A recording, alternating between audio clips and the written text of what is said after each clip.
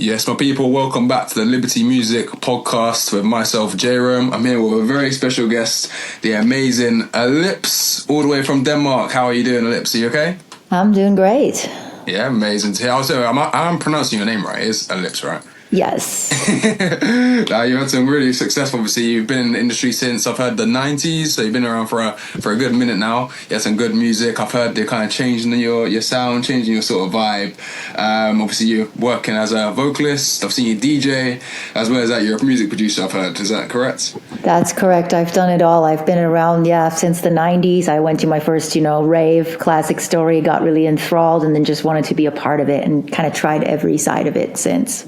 Love it. I've seen, obviously, glad to have you at Liberty, obviously, and you changed up your sort of old school vibe, and now you're back with your debut single and your new self, Ellipse, for, what was your release? The 30th of September, wasn't it? That's right, and it's actually part of a larger album kind of thing. It's split into 3 chapters, and it's going to come out every month for an entire year. So it's quite intense because I've been hibernating for a while, and this is sort of me just coming back out and saying hi. Oh, yeah. It sounds like you've got an overload then of stuff you've been storing out for a while then and just ready to explode with all this new music monthly and consistently, yeah?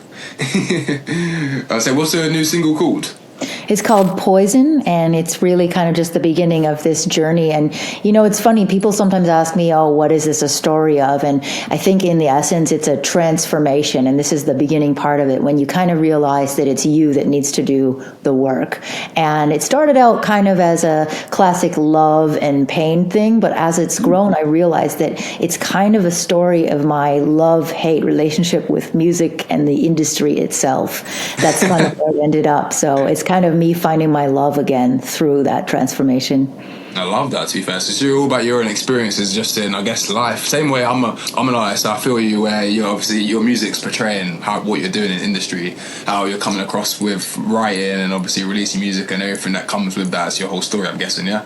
Exactly. And I don't think people realize that if you've just done it on the side, that when it becomes full time, it actually really can consume your whole life. Every decision can be influenced, and every bit of pain from the lack of sleep and traveling can change the way that you interact. So it was really quite a powerful thing to take a step back from and to go through and figure out where I wanted to belong again. See, tell me a bit more about, obviously, you were called, I've got El Isha.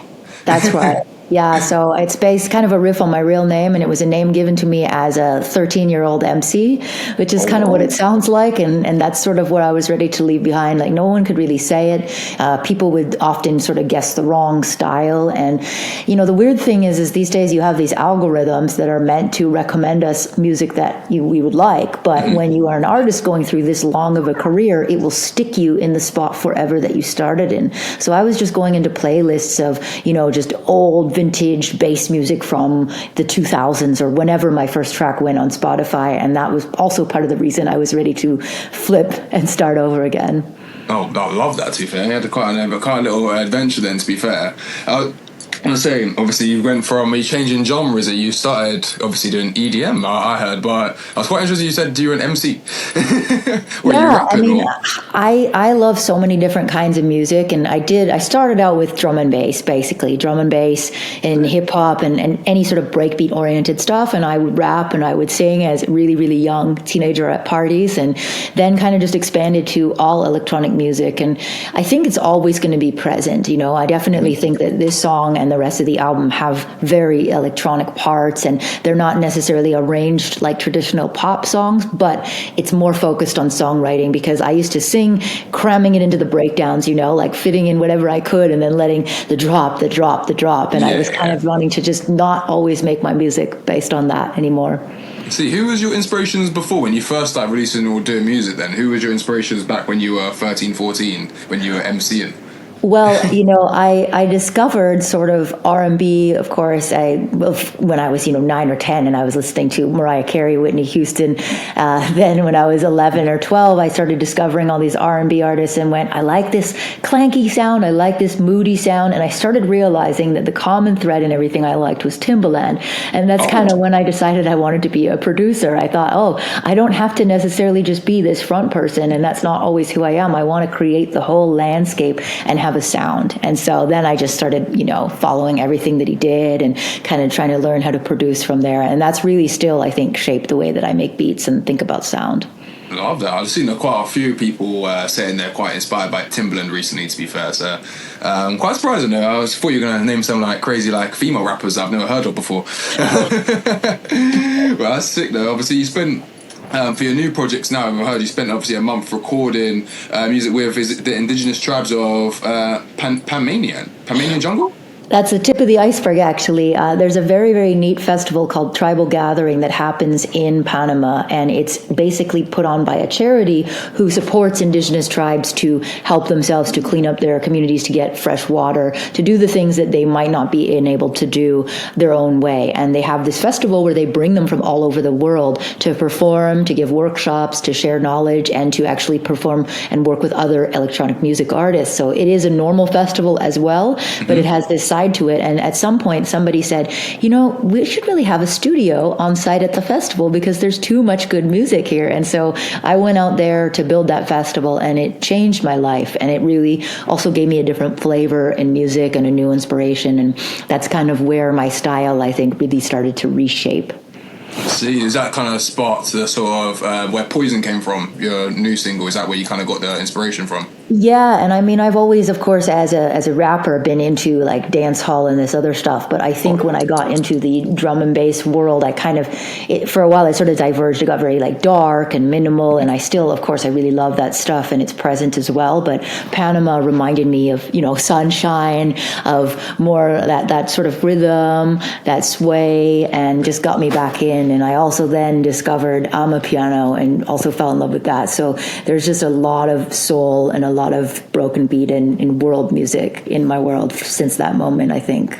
I love this. That kind of all those sort of inspirations kind of created that one sound for you in this new single, I'm assuming. Then I can't wait to kind of hear the new sounds from the whole rest of the project. Then, to be fair, yeah, they're all different. The whole album is a very diverse thing, and I think that's just always who I've been. I've never liked genres. I've never liked to say I make one thing, because music is just too incredible and diverse to just be stuck to that. And also, I have parents from different parts of the world and lots of languages and cultures in my family, and so of course that's always meant that I didn't ever have one flavor in my life.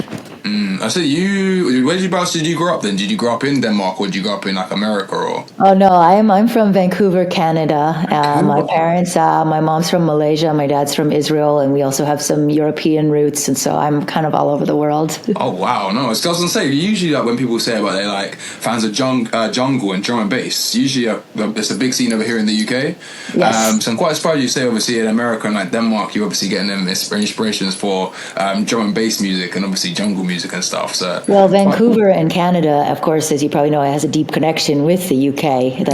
And I think between Canada and Australia and UK, we trade people a lot when we're younger, because you can so easily get these visas. So we always had British artists coming through. It was a really, really strong influence in the scene when I was growing up. And I think much more than when I went to America, we had so many people from the UK coming through. I didn't see that as much when I moved to the US, because there's just so many people there already, and it's also a lot harder to get visas and to tour and to do stuff there. So I think that's always been a huge obstacle. Whereas for Canada, it's quite easy if you're British to just come through. So I think we benefited from that a lot.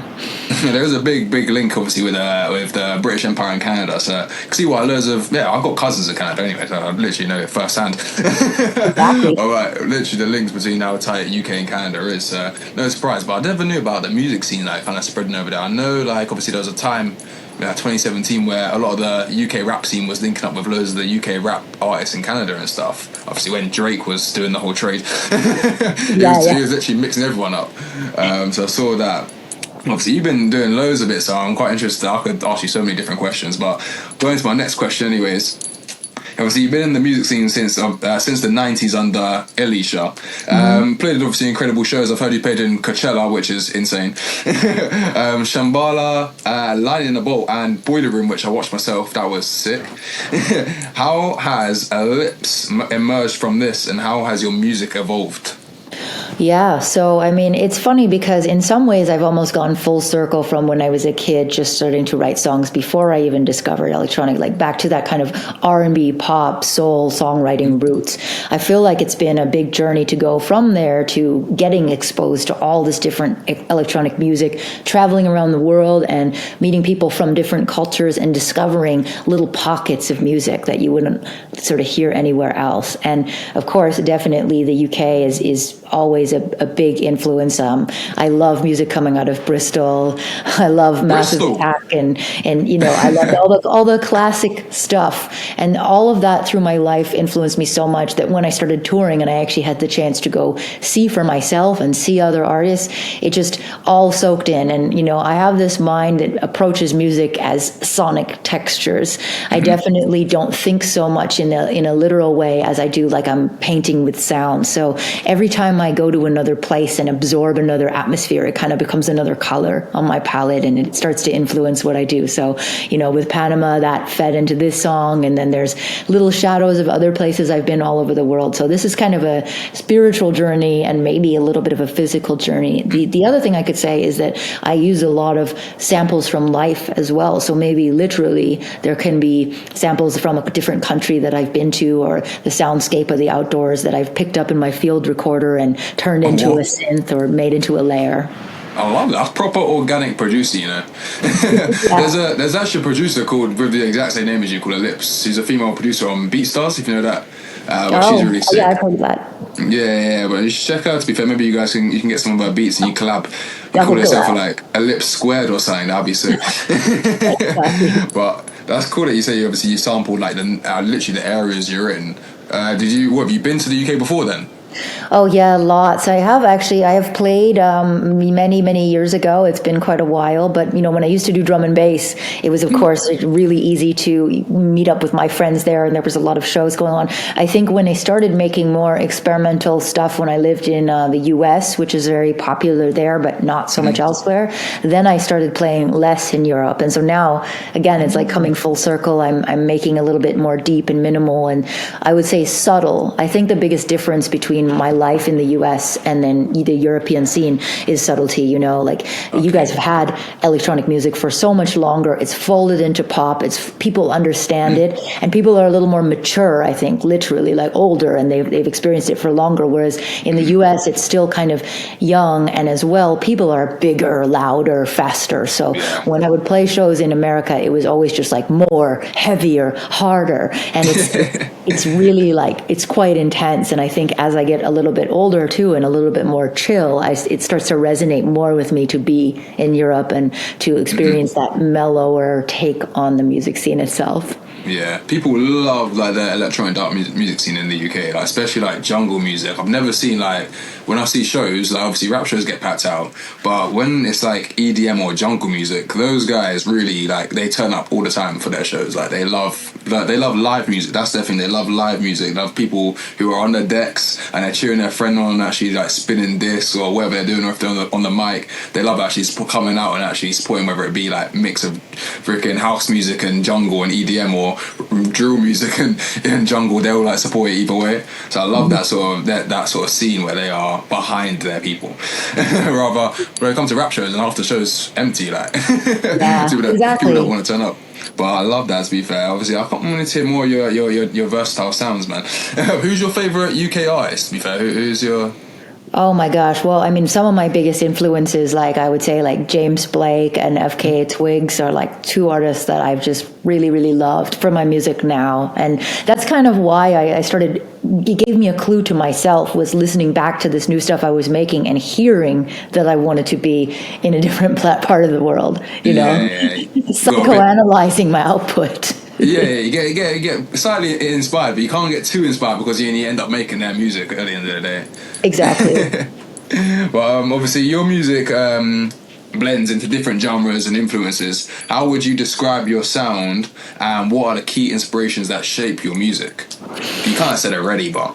Yeah, I mean, it's really, I'm a big fan of vague terms because I feel like I can't pigeonhole any more precisely, but I would kind of say experimental pop is probably the closest that I would call it now. There's so many influences. I would say like two-step, like garage, all that like old stuff, like Artful Dodger and MJ Cole, like that kind of stuff. Amapiano, as I already mentioned, I'm constantly like keeping up on it now. Just all that kind of sounds, and just or experimental or dark pop, and that way I can include everything else under that umbrella. That's sick. I say when you say Artful Dodger, you mean like the old school garage? Yeah, exactly. You know what's Exactly. mad? I didn't really know. I don't know about you. I always thought Artful Dodger was one dude until I realized they're a duo, and I was like, they're called the Artful Dodger. Literally, that was like 3 months ago. I was like, my mind blew up.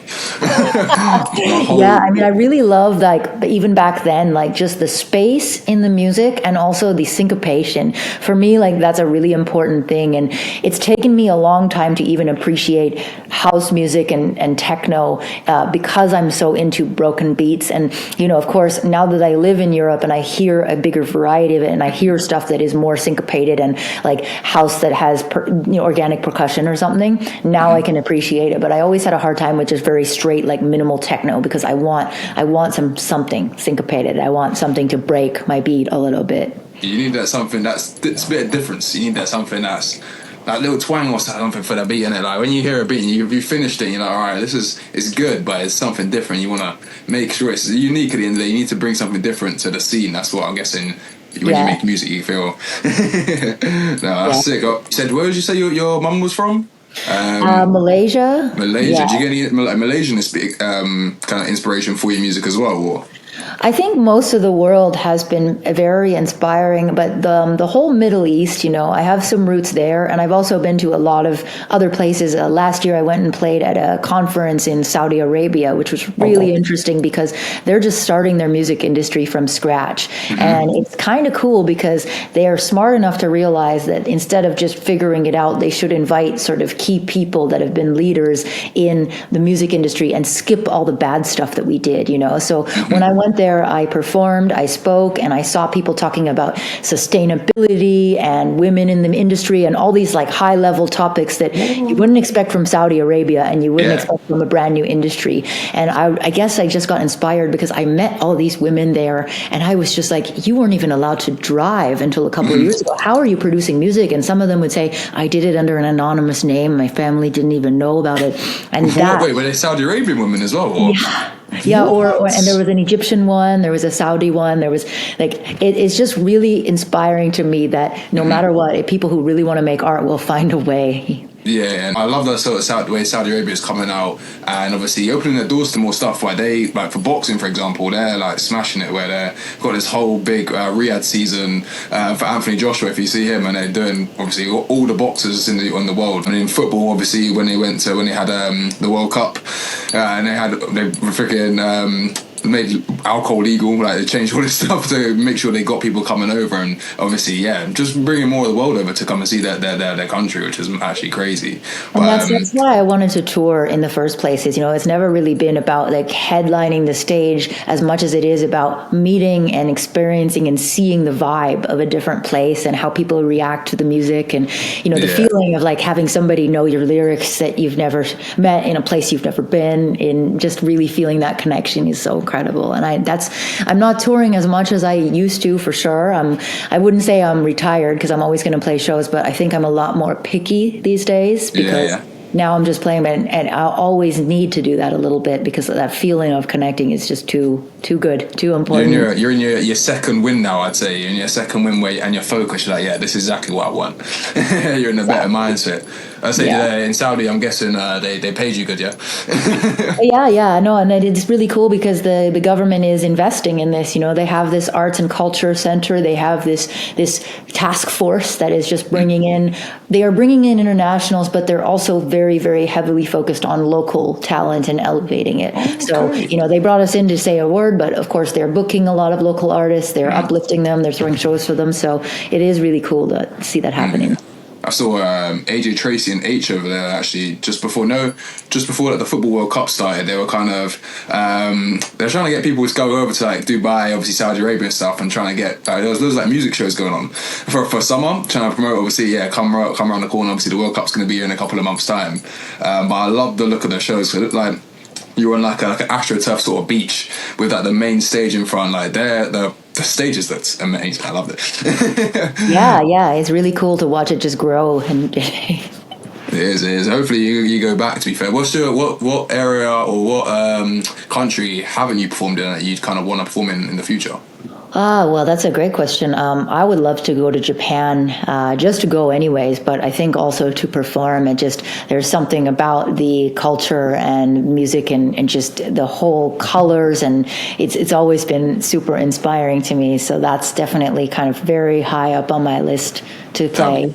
For sure. And I'd like to come back to the UK, I mean, it's a €15 flight. So it's funny because it's actually more expensive to take the trains around London than it is for me to get there by plane. So I hope to come and do some more shows. And I feel like it's just, I'm on the same tip and I really appreciate the crowd there. So I'd like to come back now that I'm doing something new. Yeah, that'd be sick. Is there any venues in the UK you'd want to perform at? Like, I don't know if you'd say like O2 or you might say Wireless or what other festivals are like Glastonbury or something. Where would you want to perform at next? Festivals are my favorite. I mean, I will always pick a festival because while I appreciate like the grimy late night club thing, and I did that for many, many years, I also really love nature, and I also really love the feeling of, bass vibrating you in the woods. It's something beautiful. So actually one of the last show I did maybe is Noisily Festival, which is like near Nottingham kind of. Yeah, I've heard of it, to be fair. That's like a proper ravers festival. Yes, I was out there and I perform with the circus stage. So a lot of, acrobats, aerialists, tightrope walkers. And then I got to play there. And that's my second year. And it's always just been so lovely. And not only that, but I think because of the old school drum and bass history that I have, I actually found a lot of fans there that I didn't expect that were like, oh, I've been listening to you for 20 years or something like that.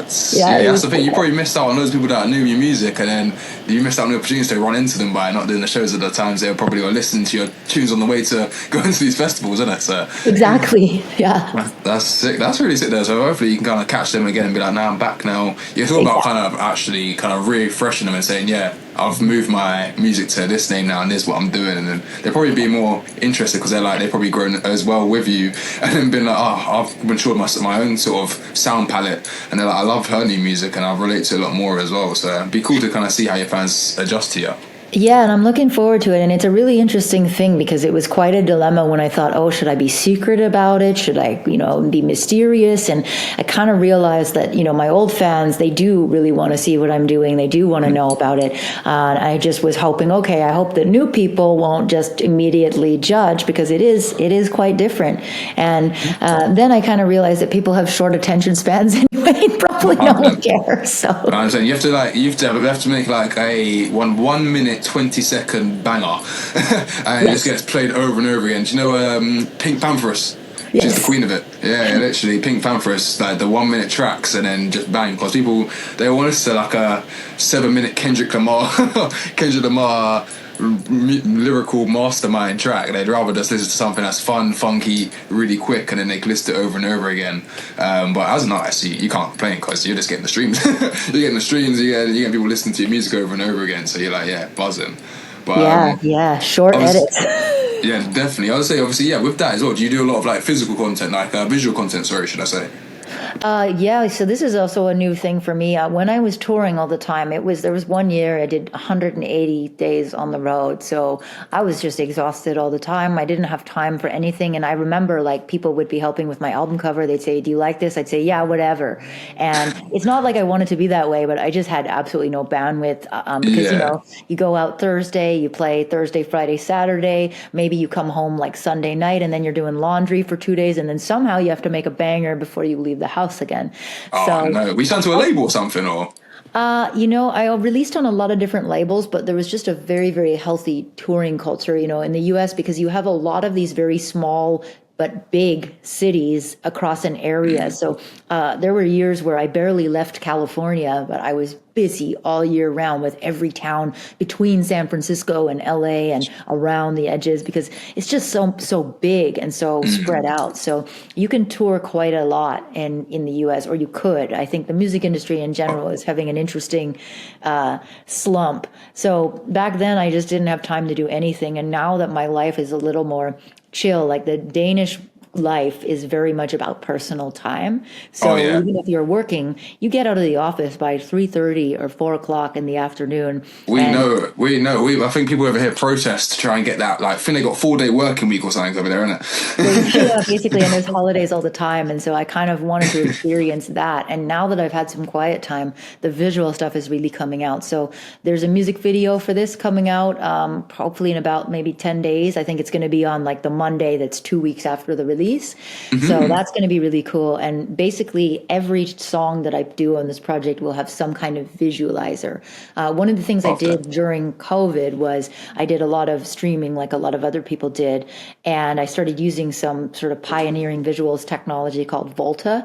And it basically just allows people who don't want to get too deep into learning a whole new code set to just make objects and to put textures and to put live video and to essentially just color your world immediately. So I started doing that and went, wow, I really like having a visual something. And now it's kind of become part of everything I do. And I make sure to kind of work on all my own art. With the music video, when I was shooting it with a really, really talented, director and videographer, I also had a monitor so that I could see the shots and check the frames. And proper professional then. Yeah, clear vision. And I think sometimes people underestimate like how crazy sleep debt makes you, because it really destroyed my ability to be creative in more than just the one direction I had to be. And now I'm just opened up to a whole new world. You're more woke now. I was saying, obviously, with the growing importance, obviously, I don't know, you're on TikTok and stuff, is it? Or I am on TikTok now, and I wasn't in my previous incarnation because I just couldn't. But now I know that doing video and doing visual content, it seems it's the platform, right? So, like you said, 1 minute bangers. Literally, people just love TikTok, man. People love all the TikTok and the visuals, like TikTok, Instagram reels, all the sort of short form stuff. They love that, but obviously, that's what gets a lot more views nowadays. That's why people are getting 1 billion views instead of just the 1 million mark is the sort of the baseline. But obviously, I was going to ask you, how do you kind of integrate the visuals into your storytelling, and what role does your imagery kind of play to kind of contemplate your sound? Yeah, I think for this, it's going to kind of be part of everything I do. The fun thing about this music video is we focused a lot on analog effects. So we actually did some like liquid, like oil and water kind of visuals that we filmed. And then we filmed it through an old CRT TV. And so I think that I'm really understanding that the aesthetic, it's exciting for me to do it in a lot of different ways, because on one hand, you can shoot in a really cool place and you can color it. Another, you can actually do kind of physical effects like that. And I think that part of my new sound, it's still kind of got this core that has always defined me, which I like to say is organic and electronic together. But now I'm expressing that visually. And now I hope that when people see it, they also get that feeling and that vibe. And I hope that a lot of these pieces of visuals I'm doing are going to kind of become signatures. And, I can see myself doing shows, using fragments of video, using some of these visuals and organic stuff, and just having a consistent aesthetic instead of just letting everybody else do my visuals, which is what I used to do. Oh, okay, I love it. So you're taking a bit more control, is it, yourself, putting it forward? Some people that when they have like the labels and stuff, the labels and the ones telling them what to do or to go and do a dance on TikTok or something. But obviously, that's the thing where as an artist, you want to have that self control, and that sounds like you're doing it really professional, quite big. So I'm looking forward to seeing the visuals. Yay, yeah, I'm looking forward to sharing it. And I think that people don't expect that. I've had very few music videos because of what I just said. I didn't have the time, and now I just want to do as many as possible. I say, is anyone kind of, who's like the sort of, you got inspiration for your music videos? When I've only done like one music video myself, but even then I was kind of looking at a few different people's videos. I was like, I want a bit like this, want a bit like this. Who was your inspiration to find out the visual sort of side? Did you have any, or was it just your own? For this video very specifically, I really like a lot of FKA Twigs videos. I think she's just brilliant, and of course the one thing she does really well that I can't do at all is dance. I'm not a dancer. So taking that aside, she has a really cool kind of cinematic aesthetic and a lot of muted colors and a lot of almost storytelling within it. It doesn't feel like a music video. Often it feels like a little movie, and it's got going on. So I'm really inspired by that. And I also really love Michel Gondry. I don't know if you've seen, he's a really famous kind of very physical, practical effects type of music video director. He did a lot of the old Bjork videos, a lot of the really crazy, surreal ones. And he also did quite a trippy movie called The Science of Sleep. And there's a lot of almost like claymation, stop motion animation. Oh, I see. And I really like surrealism in general. So, some of my favorite artists are like Salvador Dali and Geiger, and just very strange, iconic imagery. So I'm trying to kind of also use that to make my peace with social media and media, because I've never liked just putting my face on everything and just talking about this. But I like creating something interesting, and that's sort of my compromise to literally. Yeah, I was gonna say the good thing you should do is my girlfriend was showing me Lola Young. She's a singer, I guess it's cast as a singer over here in the UK. But she she loves doing like the sort of BTS videos, like where she's like uploading a music video, but also just plans straight into like the BTS, where it's like a scene of her in the car, like, and it's all raining on the car window, but really it's just her friend on the car roof pouring water from a bucket.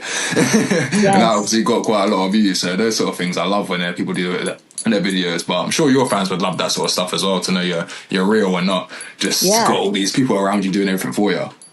Exactly. And I am, I should say I am working with some collaborators for everything, but it's really special because they're all very close people in my life. They're all people that have been super important. So, one of my dearest friends is kind of helping me keep it together and stay on schedule. Another person I've worked with for a long time did the mastering, and the artwork is a collaboration between some people who are close to me. So it's like, give them a shout out. Give them a shout, mate. Shout. You can shout their names out if you want. Yes, shout out to Carl Merriam. He's my partner. He's an amazing videographer and just general sculptor of images, video, and physical objects. Jazzy, who is one of my besties, is sort of doing a lot of this for me. And Frost, a really talented producer, did some final mixing and mastering. So there's just a really nice small crew of really awesome people that know me very well as well. So, they can tell my story, and it feels very fluid when they're involved. I love it. It's like they've all been on the journey with you, and it's keeping like your circle small now. And obviously these people know your vision, they know your sound, so everyone's on board with the same thing. Rather, where you're an upcoming artist and you've got all these people that be like, yeah, I'll get involved in you. They don't know how you want your tracks to sound. They don't know what your previous tracks sounded like. So it's kind of hard for them to make an end product that is in your head. So I guess because these guys have been so close to you, they know exactly what you want and exactly how to get it for you. Probably producer's got the preset for your vocals on there already, Exactly. And I mean, I do love doing creative mixing, but when I get to that last 10% where it's like move the kick drum up and down like 1 dB, that's the part where I go crazy, because at that point I've been listening to it way too long and I can't hear anything anymore. So that's the part where I'm like, help. And I have to give extra shouts out to Frost, because it was a huge challenge, because this album took forever. I made it sort of in my spare time while I was trying to leave my old life and figure out what I was doing next. So the songs are made in like different programs, even, because that's how long it took. I was using it makes from Logic to FL Studio to Ableton, yeah. And so not Ableton. They're made in different programs. They're made at different times. Maybe I was using a different sort of set of plugins. So the challenge to finalize them and make them sound all the same is definitely not a light affair. Like it's been a lot. So, but he's quite good. Yeah, I love it. You sound like you're being on a good journey, to be fair, with the right people around you, so it sounds like it's really sick. But we'll get into a few more fun questions anyways. We'll be chatting to you about all your peoples all day and your whole team. But one question, obviously, you said a few inspirations you had before, like FKA Twigs and people. If you could collab with any artist, living or dead, for a dream project, new projects, so you get like 6, 7, 11 tracks maybe, who would it be and what kind of music would you create together? Well, I can pretty quickly say Bjork.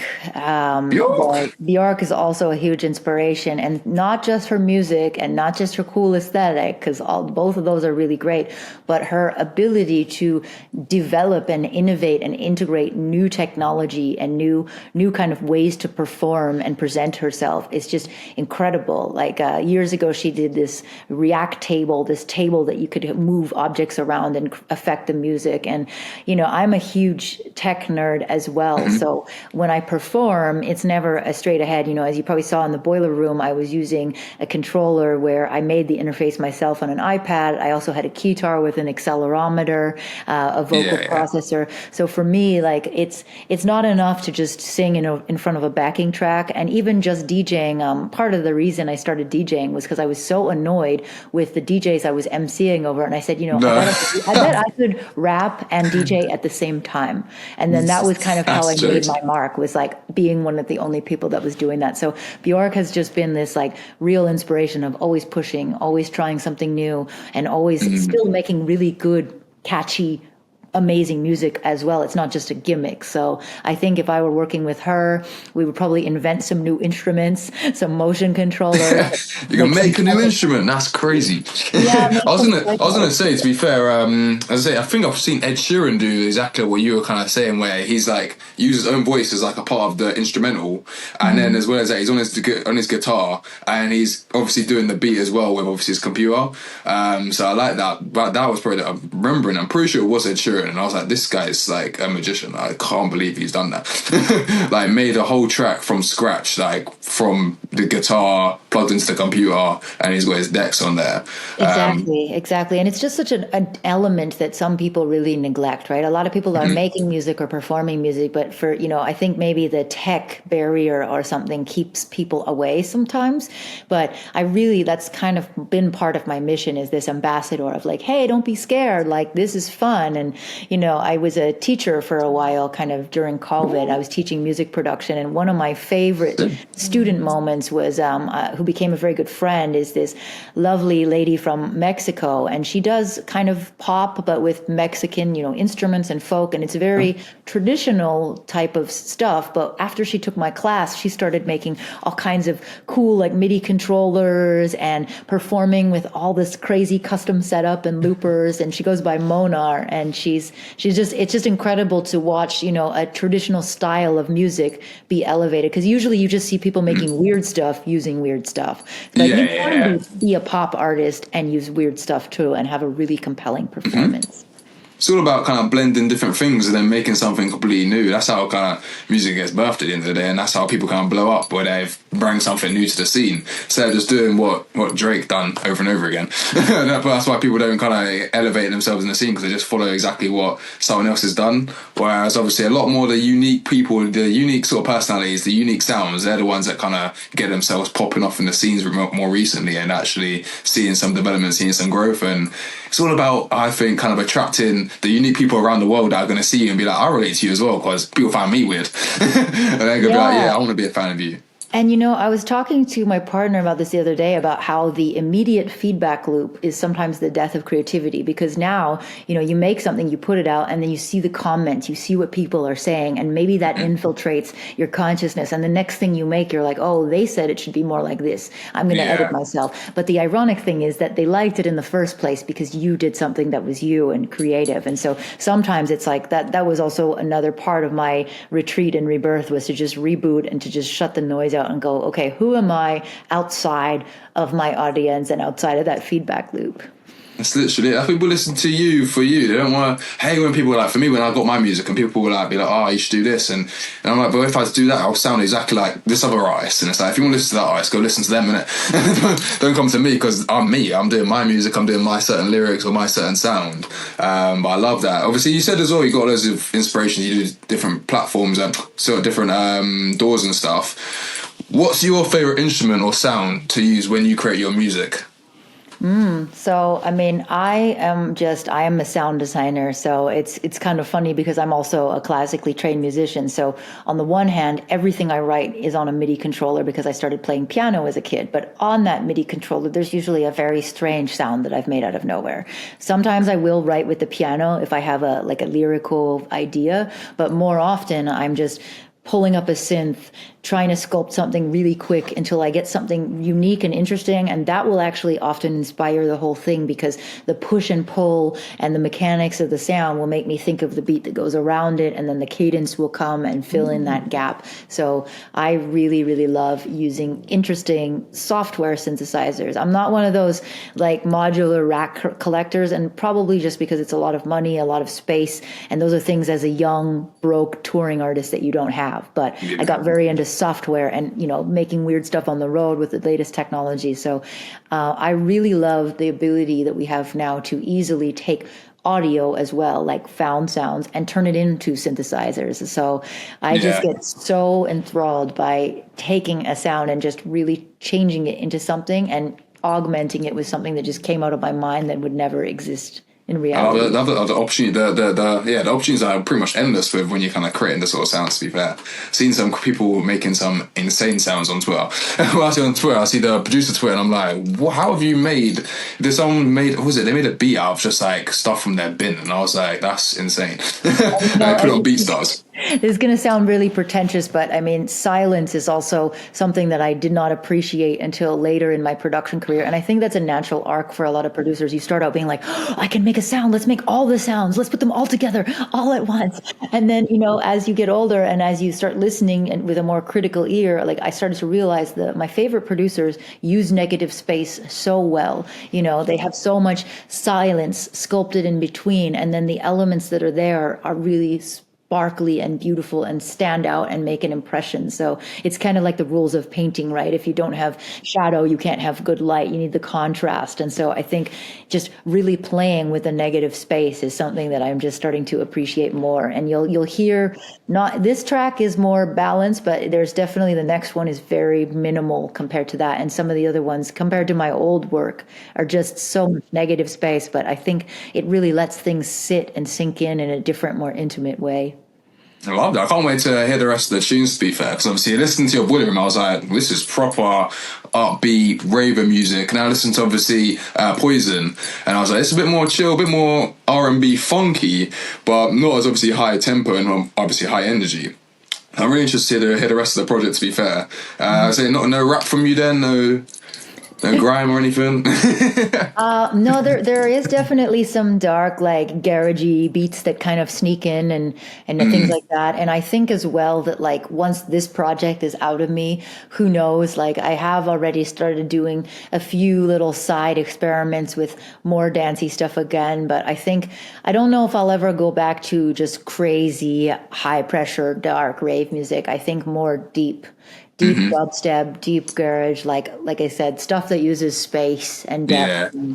I was gonna say my favorite producer, my favorite beats. Yeah, I'm a big fan of this guy Elevated. He had a song of Octavian, and all of his beats that were like I loved were all like the ones that you say space is in like empty, in it, like empty space. But his beats reminded me of space, as in the space. Like those are always the beats that I loved. And I don't know what it was about them. They were always like really spacious, placed out. There was not much to them, simple, but they were just like little glistening. They were just glistening. I don't know how to describe it, but yeah, there wasn't all this stuff going on like those subwoofers in the background, crazy hi hats. It was all about just like the vocals, deep meaning lyrics, and obviously good sound in the back, and obviously keeping it simple. So love the fact that you said obviously the negative sounds have kind of changed. As you get older, those are the ones you like, because I noticed when I was younger, I used to just love anything that was upbeat and crazy sounding. Yeah, same. And it's weird because, I think I have more energy as a human being now that I'm sleeping more, that I have a stable life, but I'm more peaceful. So I have energy to be peaceful. And it's a weird contrast to being kind of half dead and having to just rage every night. No, you need to send me your sleep routine. You need to send me your sleep routine because I'll be tired. My daughter's all screaming in the background. She just doesn't like sleep. Well, I don't know if there's a remedy for that. Maybe white noise. Yeah, maybe. She'll be dancing to it. She loves it. But I was going to ask you, obviously, this is one crazy question on top of my head. Obviously, you've had your mixed bag of, obviously, genres you kind of dipped your toes into. What genre, if you could do, any genre of music, that's outside of your current, like, comfort zone, which is obviously EDM and that, what would you do? Like, what would you think you'd bang at? Gosh, I mean, I will say I do a lot of genres, but I think that I was always unable to make that like epic, like level 12 rave banger. Like even my banger stuff, the banger people would be like, oh, it's so chill, right? So I think it would be just fun to make some of the, like, I think it's called like bass house, like the stuff that's just really spastic, because that's just not the stuff I ever do. And I think it would be a fun experiment to do that. Oh, let's see. You should try it. Do a little deluxe project of you just doing crazy genres. It makes you toe into like some goth rap or something. It's like a challenge though, because when you make a lot of genres, like I said, you kind of get pigeonholed into one, and then it's hard to get traction on the other. And then it's also hard to diverge, because in this world, like presence and socials and saturation of industry, there's just such a mixed bag of things that you encounter that are oppressive to having multiple identities. But I think 100%. now that that's the way I'm going to go, because I realize that people kind of want to be able to say, this is kind of my vibe right now. So I do have a couple of other little aliases that I've experimented with doing, like just, Clubhouse with a friend of mine, or something funny. And I think I really love to collaborate. And that's also what allows me to make genres a little bit different than what I have. I've done some, for instance, collabs on Monster Cat, and they're very historically like upbeat. They have music in Rocket League, and it's always a big banger, but I always make it with someone else so that I can achieve that and still kind of have a little piece of me in there. Yeah. It turns out. To be fair, I think it's more things like 90% of songs that chart in the UK over here. I think it's written by more than two people anyway. So it's always the best to collab and bounce your ideas off and get the best results at the end of the day. But obviously, I'll be chatting to you all day. I don't want to take up all your time, but my last two questions anyways. What message or feeling do you hope your listeners take away from your music, and how do you want them to remember you as an artist? I think always a big theme is the parallel of light and shadow. And, there's this thing lately where people are starting to recognize toxic positivity, which is really interesting, because for a long time there's been this like, chin up and stay happy and always be positive. And then now we've flipped into an era where we're very like vulnerable and raw about our mental health and about the struggles we go through. And I think the upside of social media is we're being kind of more direct and honest as people.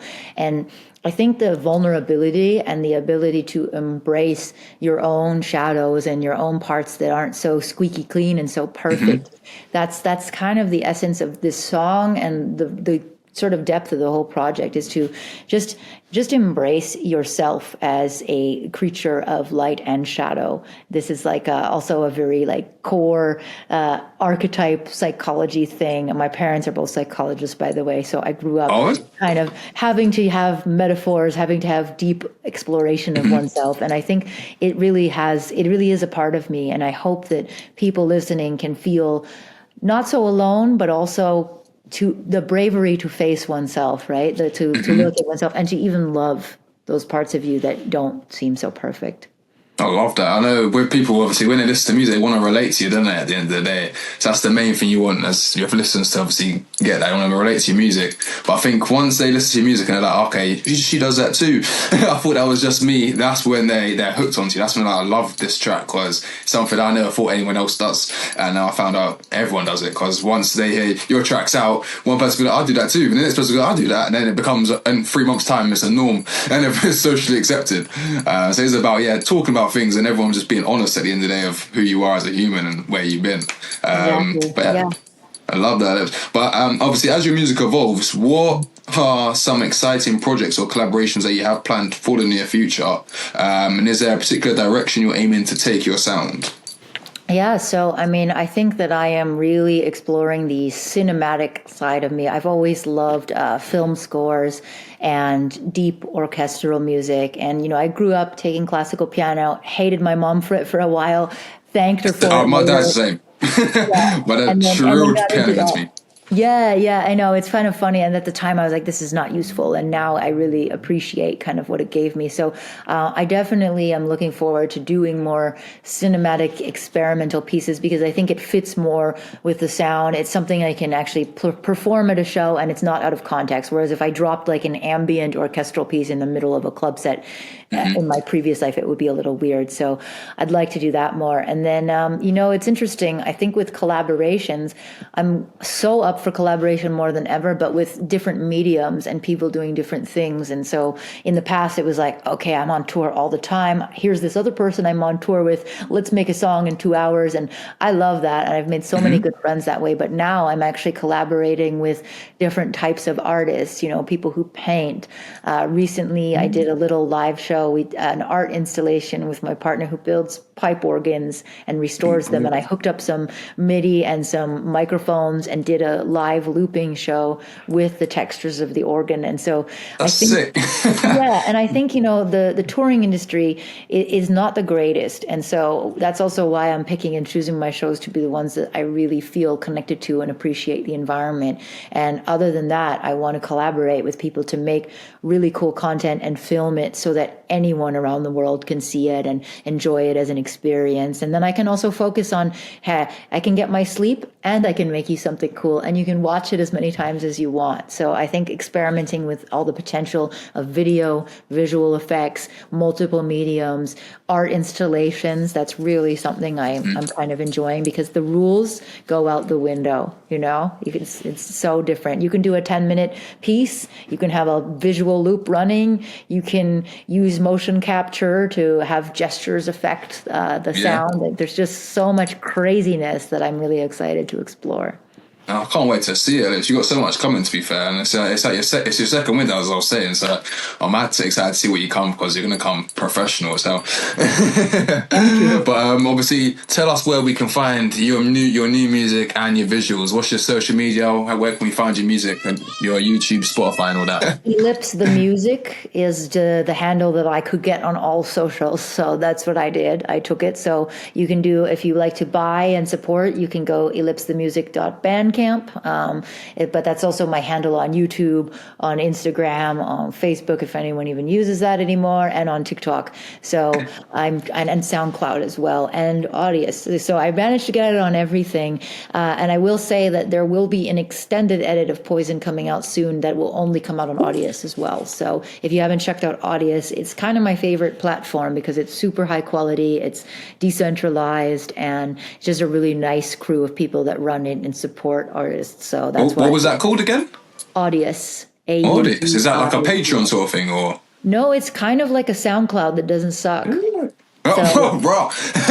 Shots at SoundCloud. No, I mean, I liked SoundCloud, but the compression that they apply to the music, it sometimes can make your song sound so bad. And I don't know what happened, but if you notice, like the last few years, it's just become these weird, like Egyptian top 40. Like when I see the feed, and it's like people just stopped using it or something. It's just everyone reposts now. Just repost, to be fair. Whereas I think when it was like Lil Uzi Vert and Lil Yachty, that SoundCloud rapper era, it was really, really popular. It was popping off. But now it's kind of fallen off. Like, even myself, I use SoundCloud a lot for my like unreleased music. So I get a couple tastes of who likes it. I can obviously send over to different people. But you just don't get that sort of engagement anymore of like people actually sitting there as SoundCloud music fans.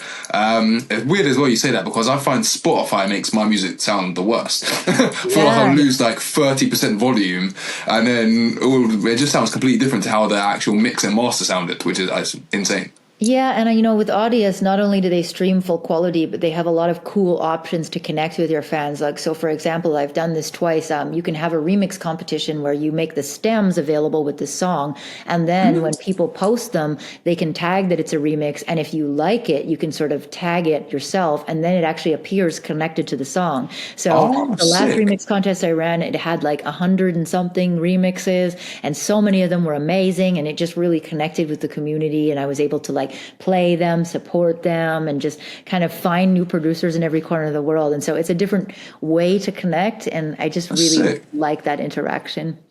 No, that sounds really cool. To be fair, sounds similar to. Sounds more like, obviously, yeah, good to find like art producers to find artists to jump on their beats, or artists to find new producers to work with. But sounds a bit like what BeatStars. Do you use BeatStars at all? I don't know if you've seen them. I've seen it before. I haven't used it before, but I know what it They is. do. They do a similar thing where they'll get like one of their main producers, one of their big producers at the time, and they'll have like a competition where they'll have put a beat up, and then or like the stems, and it's usually like linking other producers to kind of feature on it, or they'll be looking for an artist to jump on a certain track. But I love that. I love that. I'm gonna have to check out. Or you've sent it to me the website. I'll definitely check it out. Yeah, for sure. But it's been lovely speaking. Definitely have to get you on again, Ellipse, for sure. But yeah, thank you for your time. It's been amazing having you. Thank you so much. Glad to be here. Really appreciate it. Definitely. I would say, who's your A&R? I don't know. Was it Chris? Who is it? Who are you working with?